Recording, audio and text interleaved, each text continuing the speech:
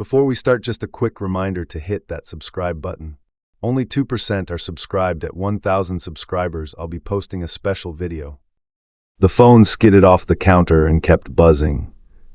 Lee lunged, missed, and the case cracked near the camera. I caught the screen with my palm and saw a headline. Leigh is engaged to a woman, pray for her. My stomach flipped as comments stacked like falling bricks. I'm Alex, 29, and I knew this would cost us. Lee yanked the phone, thumb shaking over the notification flood. Her mother's profile photo sat pinned above a Bible verse. Shares spread through cousins, choir friends, and old classmates. I heard my own breathing in the quiet between pings. Lee tried to laugh it off, then covered her mouth. She opened the family chat and froze at a new message. Her father wrote one line with that clipped precision. Confess on Sunday and make this right. Lee's shoulders dropped as if the floor moved under her. I pulled my phone and hit record out of habit. Screenshots, timestamps, the who and the when. I wanted evidence before someone rewrote the script. Lee read a comment that called me a phase. She swayed, then steadied on the table edge. A video call lit the screen, bright and insistent. Her mother smiled like she was greeting neighbors at brunch. We love you, sweetheart, come home and apologize. Lee looked at me and lowered the volume. I watched the smile flatten into something colder. You embarrassed us publicly, so we answered publicly. Her mother adjusted the camera, face close like a mirror. Pastor agreed to receive your apology during announcements. Lee gripped the phone with both hands to stop trembling. Not happening, she said, voice thin but final. Silence, then a practiced sigh from the other end. You are not thinking clearly, we will guide you. Her father's voice entered like a door shut hard. Delete your engagement posts and attend Sunday, noon sharp. Lee ended the call and pressed the phone to her temple. I grabbed water and she waved it off without looking. Another ding, a cousin blasted our names into a group feed. Praying against deception, 3 heart emojis, 1 sword. Lee laughed once, not amused, just empty air. I felt the old fear climb, although I knew better. I dialed her father because waiting felt like surrender. He answered fast, breath steady like he was counting. This is family business, keep out. I am family, I said, knuckles tight around the case. That ends if rebellion continues, he replied and hung up. The doorbell rang like a warning shot through the room. A neighbor peeked through the glass, holding a misdelivered envelope. Lee waved her away without opening the door. The ringing still echoed in my bones after she left. I realized our address was now a stage. Lee typed a short post and stopped after 2 words. Do we say anything, she asked, eyes on my face. We wait 10 minutes and gather proof, I said. More comments lined up like soldiers coming over a hill. Her mother pinned the original and added, truth heals. My phone lit with a call from our venue manager. I received emails from your relatives about fraud. The word hit like cold water down my back. Pause any changes, I said, voice steady on purpose. I looked at Leigh and knew the game just shifted. She opened her laptop and marked names to block. Her hands slowed when she reached her aunt's profile. That one braided my hair for graduation, she whispered. She closed the browser and stared at the blank wall. I wished love could be louder than this noise. An invite popped for a live stream scheduled on Sunday. Title read Testimony of Restoration, host matched her mother. Lee blinked at it, then powered the phone down. I felt the room tilt as the plan revealed itself. Whatever we did now would define the next year. I slid a notebook onto the table and wrote tasks. Document, call vendor, draft statement, protect accounts. Lee read the list and nodded once, jaw locked. Last time I waited, I got steamrolled, I said. This time we would move first and move Klein. Lee unsilenced her phone with a hard tap. A new message showed a link to our college photos. Caption read, "She used to be so sweet." Lee breathed in slow through her nose, eyes hot. "I will not grovel for existing," she said and stood. We crafted 3 lines, no flourishes, no apology bait. We posted to both accounts with comments limited by default. "Outing me was cruel, I won't perform repentance, respect our boundary." Notifications roared, then dulled under the limiter we set. Lee leaned on the counter and finally met my eyes. "We just lit a fuse," she said, voice steady now. "Good," I answered, not pretending this would be simple. She opened the family chat and typed one sentence. "We will not attend Sunday, do not contact us again." She hit send, then the typing bubbles appeared like storm clouds. The typing bubbles froze, then a wall of texts landed. "Return home now, we're driving over." Another line promised to correct the narrative if we stay. Ed quiet. Lee locked the chat and stared at the door. I felt the night lane forward like it wanted in. A new email arrived with our booking number in the subject. The sender claimed unauthorized payments on behalf of our event. Attached was a cancellation form already filled out. Lee clenched her jaw and reached for her laptop. Someone inside the family had our paperwork and they were moving. I called the coordinator and used the exact confirmation code. She paused when I read the forged request word for word. "Forward everything and I will freeze changes." Her careful tone told me we were one step from losing it.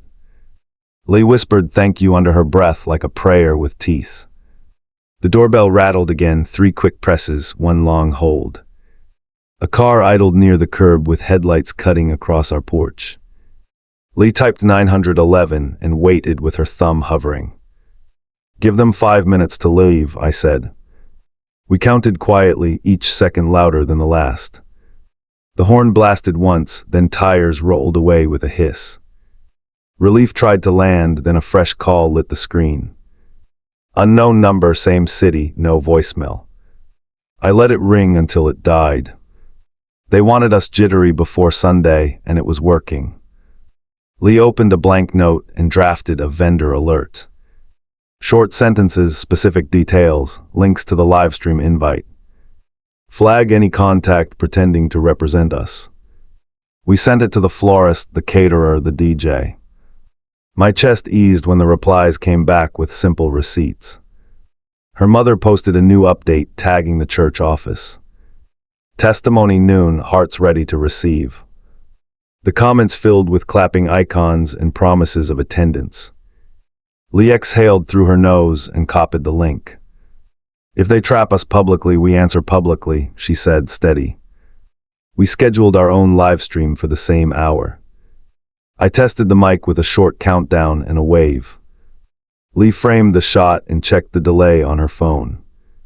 We set the title to no performance, just truth. I knew going head-to-head would cost us, and we did it anyway. The family chat chimed with a new threat wearing politeness. "Cease defamation or we will seek counsel." Lee typed one sentence and attached screenshots. "Any legal inquiry can contact this archive link." We posted the evidence folder and watched the typing dot vanish. A knock sounded soft and careful like a salesperson. Through the peephole stood a church volunteer holding a flyer. She slid it under the door and stepped back 2 paces. Lee picked it up with 2 fingers as if it burned. "Program order," she read, then laughed without joy. The printout listed a family statement before the offering. Our names appeared on the line for special remarks. They planned to stage manage our shame between hymns. Lee folded the paper once and set it face down. We were done reacting, now we would force a choice. I called my boss and asked for Monday off with no details. He grunted and said fine and told me to take care. Hearing that simple permission loosened something inside my chest. There would be fallout at work once the stream reached feeds. I accepted it before it hit because hiding failed already. Lee dialed a cousin who had stayed quiet all day. He answered and breathed like he was running. "Do not appear on that stage," he urged. They plan to collect the ring as a symbol. Lee looked at me with a flash of heat like a flare. We texted 3 allies who had keys to family gossip. They sent a list of names pushing the apology demand. 2 uncles, 1 aunt, a church treasurer with admin access. Lee circled the treasurer's name and underlined it twice. If funds were leveraged, this person held the switch. The livestream invite updated while we watched the page. A new caption read, "Bold humility from a beloved daughter." That phrase would be used to frame anything we said. Lee set an alarm for 2 hours before noon. We would arrive early and decide inside the doorway. I packed a folder with printed copies of our statement and links. Lee slipped the flyer inside and added the vendor receipt email. We agreed to speak if forced and live if cornered. No raised voices, no shouting, just clear lines. I could feel a better version of us forming under pressure. A text from an unknown number arrived just before midnight. "Bring your partner, we will pray over both of you." The word "over" crawled on my skin like a net. Lee typed 3 words and pressed send without blinking. "See you outside," she wrote and set the phone down. Sleep did not come, but a decision did. We would stand where the cameras could not edit us first. We would not hand them an apology to carve. Lee closed her eyes and rested her head on my shoulder. I listened to the quiet house and waited for morning to test us. We parked 2 blocks away and started walking. Lee kept her hands open like she was ready to catch something. I checked our stream link and toggle. Ed the timer. A bell rang from the building and people filed inside. We stopped at the steps and chose the outer edge. A deacon spotted us and lifted a clipboard like a badge. "Family meeting first, follow me." Lee didn't move and set her phone to record. "We're fine right here." A twitch crossed his jaw, then he spoke into an earpiece. Her parents came out flanked by ushers in tidy suits. Her mother smiled for an invisible camera and reached for Lee's hand. "Let us handle the wording and you'll be embraced." Lee clasped her fingers together and kept them close. I hit go live and felt the air tighten around us. Viewers ticked upward and comments flickered along the screen. "Speak clearly," I said, calm but loud enough to carry. Lee faced the lens and breathed once through her mouth. "No staged confession today, we're not props." A gasp rippled through the doorway and someone coughed twice. Her father stepped closer with his palm raised like a stop sign. "Shut the camera." Lee didn't blink and lifted it higher. "Do not touch my phone." He dropped his hand but stayed a foot away. The treasurer I'd circled yesterday appeared holding a folder. He addressed Lee while staring at me. "Return the ring so we can pray restoration." Lee laughed once and the sound cracked sharp. "Not yours to take," she said, eyes steady and bright. Pastor arrived then, measured stride, practiced calm displayed like armor. "Come inside and we will share a gracious moment." He spread his arms as if offering shelter. I kept our stream angled to include him. "Gracious means consent," I said, and waited for his blink. People pressed closer with phones tilted for their angles. A cousin announced there would be a testimony, no matter what. Her mother nodded as if a director had called action. "Don't embarrass us further," she hissed, smile still locked. Lee lowered her shoulders and turned toward the crowd. "I won't apologize for who I love," she said, voice crisp. "I will apologize for staying quiet while you hurt me." Murmurs snapped like dry branches around the steps. Her father pointed toward the lobby and barked a single word. Inside, he moved, expecting us to fold. 2 volunteers slid between us and the doors to funnel traffic. I checked the time in our countdown for the church broadcast. 90 seconds until their cameras rolled on announcements. Lee typed a caption and pinned it to our stream. "Watch here for the full scene," she wrote, then pocketed the phone. An usher reached for her elbow like he owned it. Lee stepped back so he grabbed air. Do not restrain me, she said, tone low and flat. I stepped in beside her with my shoulder square. He backed off and adjusted his tie. The treasurer tried again with the folder half open. Financial partners requested corrective steps before releasing funds. He glanced toward her parents and nodded like a cue. Lee looked past him to the crowd and raised a hand. No funds can buy my apology, she said, and held her ground. A woman from the choir shouted that love requires truth spoken publicly. A man near the railing cheered and told us to repent. I saw phones spinning from us to the doors in jittery arcs. Our viewer count doubled as the church broadcast went live. We had to beat their narrative before it hit the feed. I stepped into the frame and delivered our line.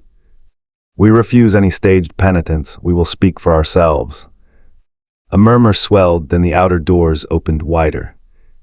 The usher line broke for a family with strollers. We slipped through the gap and reached the threshold. Inside the lobby, a volunteer table blocked the hallway. On top sat printed schedules listing a family statement. Lee flipped one over and snapped a photo for our stream. Pastor placed a hand over the page without touching it. This is flexible, he said, eyes flicking toward the sanctuary. Her mother called out from behind us with a bright tone. Sweetheart, just call it gratitude and we can all breathe. Lee stared at the sanctuary doors and kept her voice level. Gratitude is not groveling, she said, and pushed the door. We stepped into the aisle as the opening prayer ended. Heads turned in synchronized curiosity, then recognition, then hunger. The projection screen flashed the welcome slide and a countdown. Her father moved to the front row and touched the mic stand. He nodded to the booth and the light above the camera turned on. Their broadcast was seconds away and our choice narrowed fast. Lee walked to the side aisle and faced the lens straight on. I angled our phone to capture both cameras at once. Here is the only apology I will give, she said. For staying in rooms that demanded I shrank. The room hushed like someone had sealed a lid. Pastor reached for the pulpit and tapped the wood gently. Folks, let's welcome honesty and compassion today. He smiled toward us without warmth. Share your heart briefly and we will pray.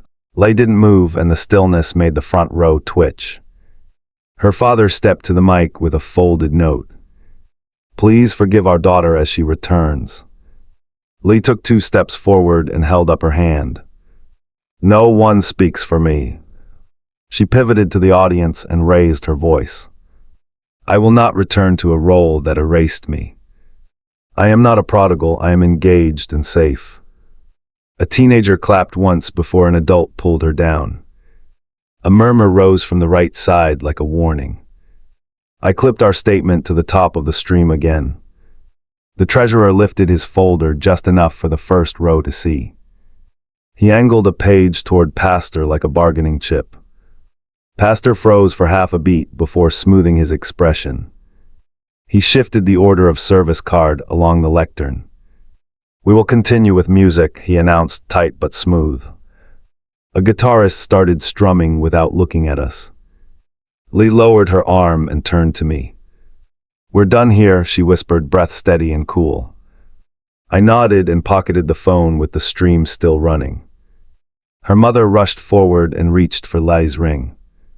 Leigh caught her wrist mid-grab and held it suspended. No, the word landed clean and final between them. Her mother's face twitched and then smoothed like polished stone. Then you're choosing separation, she breathed, eyes bright and sharp. Leigh released her wrist and took a single step back. Security moved in from the side aisle with open hands. Let us escort you outside to chat. We walked with them not because they asked, but because we chose it. In the lobby, I turned the camera toward the sign-in table. Watch how control works, I said, and waited for the break. A volunteer blocked the exit with a rolling rack. Another volunteer whispered to someone wearing a headset. Our stream chat fired off warnings about edits and post-production. I raised the phone high and narrated each motion. No one wanted to be the person on camera forcing us out. The rack rolled aside and the doors cleared like a dare. We stepped through into open air and the crowd followed. Her parents stopped at the threshold and stayed in the frame. Leigh faced them and folded her hands at her waist. "We are leaving, do not contact us again." Her father lifted his chin an inch and spoke to the crowd. "Pray for deception to break." Behind us a car door slammed and a neighbor called our names. I turned and recognized the quiet cousin who had warned us.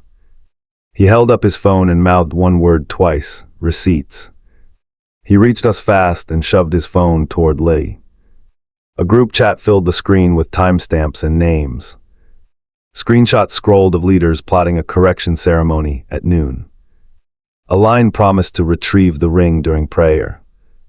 Leigh's breath caught, then sharpened into focus like a blade. "Can we show this on our stream?" He nodded and angled the screen to the lens. Her mother saw the move and started toward us. Usher hands lifted like gates ready to close. I stepped wider and kept the camera steady. Leigh tapped to enlarge one ugly message from the treasurer. "Vendor deposits rerouted after apology. Funds safe." The words thudded through me harder than the crowd noise. Her father pointed at the cousin and barked treason. Leigh raised a palm and faced the lens again. "You plan to take my ring and our deposits. Here is your plan in your own words." Gasps rolled over the steps like pressure from a storm front. The cousin flinched when an usher grabbed his sleeve. I moved between them and stared until the grip loosened. Pastor arrived with security a half step behind. "Let's calm this, there's a better forum inside." Leigh kept the phone high and shook her head once. "Inside edits everything," her voice carried across the crowd. The cousin's screen recorded his chat while we filmed him filming. A horn sounded from the street and people turned. 2 squad cars crept up and stopped near the curb. Someone had called them, maybe us by accident, maybe not. An officer approached slow with open hands and measured tone. "Who is live streaming and who wants space?" "We are, and we need space," I answered without lowering the camera. He nodded and drew a chalk line on the pavement. "You stay here, they stay there, talk across this." The separation worked better than I expected, at least now. Her mother paced behind the line with a frozen smile. Leigh asked the cousin to read one more message. He scrolled to an attachment labeled Order of Service. A bullet read, "Daughter returns ring as sign of surrender." Leigh lifted her left hand and closed her fist. "No," she said to the line and to the plan. Pastor looked toward the treasurer who held the folder tight. I zoomed in and caught a form title at the edge. "Change of payee for event refund." Leigh pointed, then addressed the officer without breaking eye contact. "They tried to move our money to their account." The officer wrote a note and asked for the screenshot link. I pasted our archive URL into his device while he watched. He read for 10 seconds and whistled under his breath. "This needs a report," he said, voice gone matter of fact. Her father stiffened like a door had slammed shut. Her mother stepped up to the chalk line and called out, "Sweetheart, come home and talk without strangers." Leigh stayed 5 feet back and kept her tone even. "Home requires honesty, not ambush." She turned to the camera and added a short caption. We shifted toward the parking lot to keep distance and signal laving. Security trailed us but obeyed the chalk rule. The cousin walked on our side now, still recording. He whispered that the church page had scheduled a clip drop. Leigh pulled our stream up beside theirs on her screen. Both countdowns ticked toward the top of the hour. We needed one more blow that could not be spun. The cousin opened a bank app and pulled a transfer image. Memo line read, "Reallocate venue fee for testimony event." Leigh showed it to the officer and then to our audience. Pastor's jaw tightened just for a beat, then reset. "We will investigate any misunderstanding." The officer asked him to wait by the entrance. He complied, but his eyes tracked us like a hawk. I felt the ground tilt toward a final choice. Two volunteers rolled a cart toward the steps again. The officer held up a palm and redirected them sideways. He radioed for a supervisor and marked the case number. Lay copied the number into our stream description instantly. No one could claim we fabricated the moment later. Her father tried a softer pitch from the chalk edge. Your grandmother is watching, she's very frail. It hit hard because it was meant to. Lee blinked once and steadied her shoulders. I will visit her privately, without cameras, without traps. The church broadcast started and the thumbnail filled with faces. A voice announced a special homecoming before the offering. Lay glanced at me and I knew the move. We hijacked the moment with a clean pivot. She raised our mic and spoke to both feeds at once. Here is the truth, unedited and complete. You attempted to stage my humiliation and seize our funds. We have the messages, the forms, and the transfers. If you contact vendors posing as us, we will press charges. She lowered the mic and waited while the crowd absorbed it. Silence lasted 4 long beats, then the cousin's phone buzzed. He showed us a fresh post from the church account. Lee repented today, ring returned, glory. Lee laughed once in disbelief and lifted our camera higher. Watch my hands, she told the stream and held them open. The officer looked at the church post and back at us. He handed me a printed card with the incident number. File online and upload everything, he said, firm and neutral. Then he turned to Pastor and requested the treasurer's identification. The folder finally opened and pages came out one by one. We backed toward our car while still broadcasting. Lee kept her face square to the lens and breath steady. Vendors ignore any message that is not from this account. Family, do not contact us, we will block or report. She ended the live with a single tap and locked the screen. My phone vibrated before the screen went dark. An email arrived from the venue's billing department. Subject line read urgent, secondary refund request received. A document was attached with the treasurer's name on it. Lee met my eyes and nodded once, and we turned back. We pivoted back to the steps and raised the email. Billing flagged a second refund request under your officer's name. The cop scanned the header and compared timestamps on his device. He motioned the finance guy to the curb with 2 fingers. Lee held her palm out, ring visible, steady as stone. The finance officer tried a casual shrug, eyes on the ground. Clerical error, his jaw worked while he searched for a script. The officer lifted an eyebrow and asked for identification, slow. Lee mirrored the request and angled my camera up. No one answered the question that mattered yet. Our venue coordinator called while we stood there breathing hard. Request received 30 minutes ago with a church letterhead.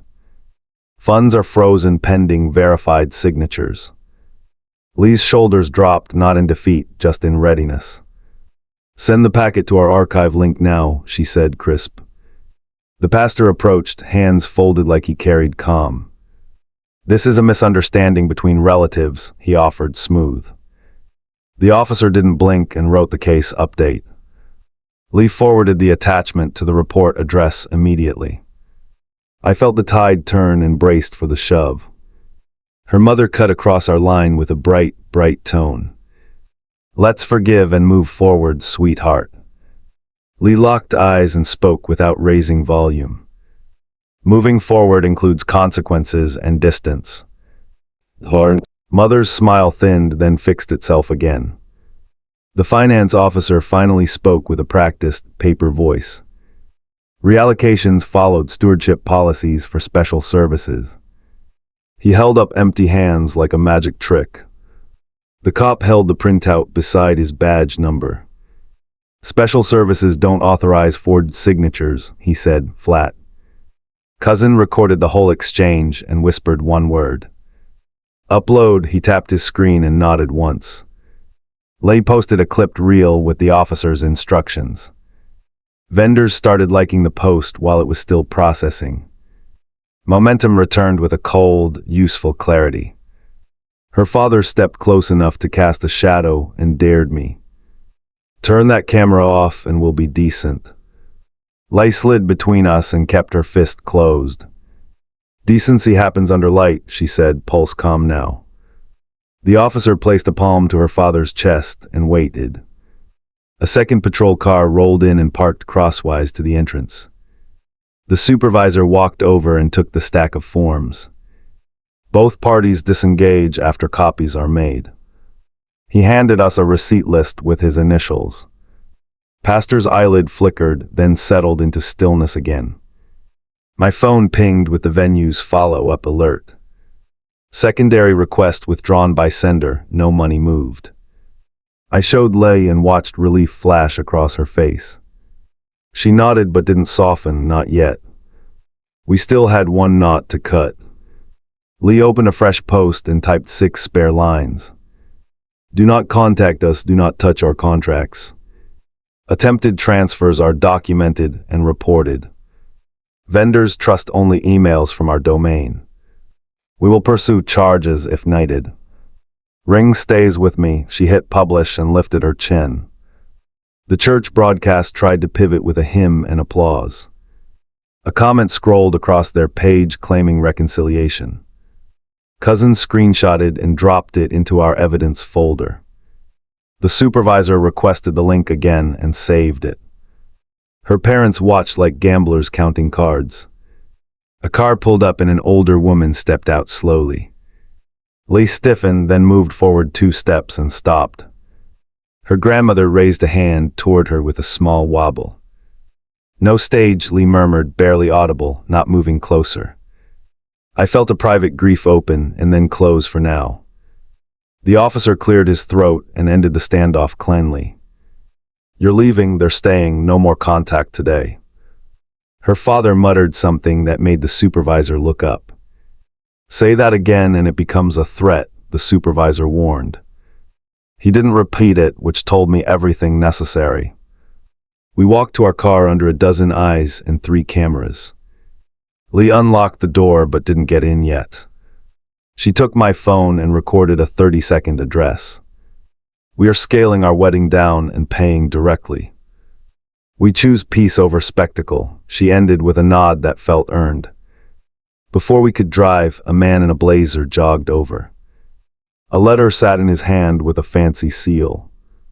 "Cease and desist on defamation," he announced to the parking lot. Lee pointed to the badge next to him and smiled cool. "Perfect, add it to the case." The supervisor accepted the envelope. The cousin jogged up again, out of breath, eyes wide. "They're drafting a statement saying you cooperated fully." Lee leaned against the car and spoke into our camera. "We cooperated with law enforcement, that is our full statement." I watched her reclaim language with surgical precision and felt something anchor. We finally got in and closed the doors like closing a chapter. My hands shook for the first time all day. Lee reached across and pressed our wrists together for 5 beats. "Home, then the online report page," she said, voice steady. I started the engine and checked the mirrors for anyone following. On the way out, the finance officer called after us, loud. "We'll resolve this internally," he promised to whoever listened. The supervisor answered for everyone with one dry sentence. "It's already external," he said, pen moving across his pad. That line stayed with me longer than the hymn still echoing. At the first red light, another email slid into my inbox. A law firm offered mediation under biblical counsel for a fee. Lee laughed once and took a breath like drawing a line. "New rule," she said, "we only talk to people licensed by the state." I felt the next move form before we spoke it aloud. We turned toward home, but not toward surrender. Notifications kept buzzing, each one more frantic than the last. I silenced them and watched the road stretch out simple and direct. Lee squeezed my hand once and looked forward. Then her phone lit with a new alert from the venue. She opened the venue alert with her thumb poised to reply. "Account under dispute. require notarized authorization for any changes. A second line asked for a new passphrase by phone only. Lee met my eyes and nodded once. We called immediately and locked it under a fresh code. Traffic thinned and the road unrolled toward home like a dare. Lee drafted one message for every contractor in our folder. Ignore anyone claiming family approval. Confirm voice codes only. Read receipts pinged in a clean line across the screen. My shoulders dropped a fraction, then tightened for whatever followed. At the apartment door, her phone buzzed again with a subject line. Statement from church, reconciliation achieved. They attached a still image of us outside the building. Lee blew air through her teeth and opened our editor. We clipped the uncut video and posted the full sequence. Evidence labels stacked on our upload page like numbered tiles. Officer info, transfer attempt, false announcements. I hit submit on the report and watched the confirmation flash. Lee forwarded the case link to the venue contact. We were building a wall brick by verifiable brick. A new call arrived from an unfamiliar legal office downtown, representing congregational interests for peaceful resolution. Lee pressed speaker and let the silence stretch. All communication goes through the incident portal, she answered. The attorney cleared his throat and promised to email instead. We sat at the table and wrote our plan on paper. Small ceremony, 3 witnesses, direct payments. No public program, no stage. I dialed the county clerk and asked for the earliest slot. They offered Thursday morning and told us what to bring. Cousin texted a selfie in his car with a short caption. Out for an hour if you want to visit Gran. Lee stared at the message and rubbed her thumb knuckle. She typed yes, then deleted it, then typed yes again. We decided to meet in the parking lot and keep it quick. Gran waited in the passenger seat with the window cracked. Lee lined in with both hands on the frame. I love you, Gran whispered, voice thin and bright. No apology, Lee answered, holding her ground in her smile. Gran nodded once, then pressed a small envelope into her hand. Inside the envelope was a plain note without signatures. Use this for joy, not for saving appearances. Lee folded it back without counting anything. I'll show you photos in 2 weeks, she promised. Cousin watched the street like he expected headlights. On our way up the stairs, we passed a flyer on the door. Community mediation tonight, all families welcome. A phone number at the bottom matched the church office. Lee peeled it off and dropped it into our folder. I heard footsteps stop on the landing and then retreat. We finished the online police form and attached our new clips. The portal timestamped every file and issued a second receipt. Lee posted one more public update with direct language. No contact at our home, violations become reports. The comments filled with quiet hearts and a few hard barbs. An email pinged from the venue with one clean paragraph. All permissions now restricted to your account only. They confirmed the code phrase and scheduled a verification call. Lee exhaled like a runner between laps, then stood. We scaled down now, she said, not asking. We refunded a handful of extras and kept essentials.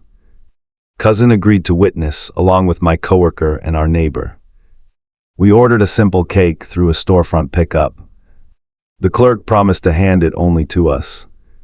I felt a different kind of steadiness settle between us. At dusk, a car idled on the street for a long minute. Lee parted the curtain with 2 fingers and watched the driveway. Her mother texted 3 words from a new number. Come talk outside. Lee blocked the contact and wrote 1 line to the portal. Another knock landed, soft and polite and rehearsed. A man in a suit held a folder against his chest. Hand delivery of corrective statement for signatures. I kept the chain latched and read through the gap. Lee lifted her phone and started recording as he spoke. He tried to slide the papers under the door with a pen. Lee pushed them back with her foot and shook her head. No signatures tonight, no signatures ever. He hesitated, then offered a threat about reputations. I pointed to the camera and repeated the case number. He left quickly and the hallway went quiet and tight. Lee put her forehead against the door and counted to 5. We stood together until our breathing matched again. "I want to marry you on Thursday even if it rains," she said. I answered yes because that part was simple. Before bed, we filmed a 30-second note for Gran. No speeches, just our date and our plan. Leigh's voice held firm where it had wavered this morning. "I'm not returning a ring, I'm returning your kindness with joy." We sent it, then set both phones to do not disturb. Night didn't hold, the portal pinged with a flagged update. New report filed by Church Council disputing authenticity of clips. They requested raw files with metadata and witness details. Lee smiled without humor and opened our drive. We pulled the originals and prepared the upload batch. While the files processed, another alert flashed from billing. Attempted password reset blocked on your vendor account. Lee contacted support and added a secondary phrase. The agent confirmed and sent a log of failed tries. 3 attempts matched the church IP on the officer's sheet. We stared at the log until the truth felt basic again. They would keep pushing wherever a door remained unlocked. So we closed more doors and wrote each lock down. I printed our Thursday checklist and taped it near the keys. Outside, a car slowed, then rolled on into the dark. I lay awake replaying the stairwell knock and the careful voice.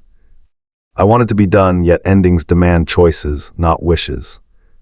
Lee turned toward me with her hand flat on my chest. "We're almost through the worst part," she whispered. Then her phone buzzed once more with a county number.